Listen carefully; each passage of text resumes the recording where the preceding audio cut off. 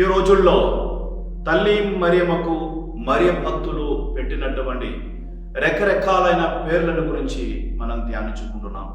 అందులో భాగంగా ఈరోజు వ్యాకుల మాత అనే పేరు మీద మనం దృష్టి సారిద్దాం.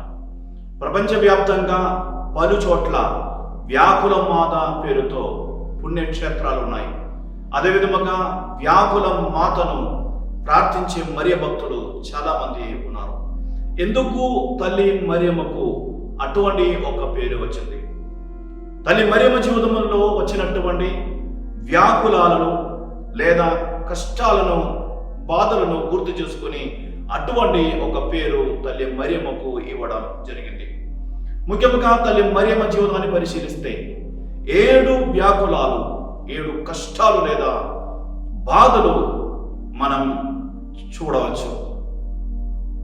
మొదటిగా సిమియోను ప్రవచనం, రెండవదిగా ఐగుప్తు దేశానికి పారిపోవడం, మూడవదిగా బాలయేసును తప్పిపోవడం, నాలుగవదిగా శిలువ మార్గములో యేసు ప్రభువును కనుక్కోవడం, ఐదవదిగా యేసు ప్రభు శిలువ కింద నిలబడడం, ఆరవదిగా యేసు ప్రభు మృతదేహాన్ని తల్లి మరియమ్మ ఓడిలోనికి తీసుకోవడం, ఏడవదిగా యేసు ప్రభువు మృతదేహాన్ని సమాధి చేయడం.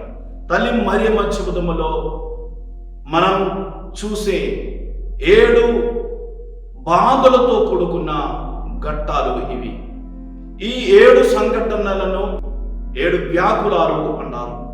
ఈ కష్టముతో కూడుకున్న ఘట్టాలను తల్లి మరియమ్మ విశ్వాసముతో ఎదుర్కొన్నారు.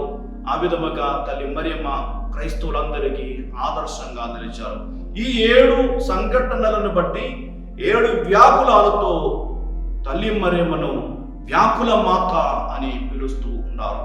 ప్రియమైన సహోదరి సోదరులారా, మన జీవితములో కష్టాలు, సమస్యలు, బాధలు ఎదురయ్యేటప్పుడు తల్లి మరియమ్మ లాంటి చలించని విశ్వాసముతో ముందుకు వెళ్ళడానికి మనం ప్రయత్నించాలి.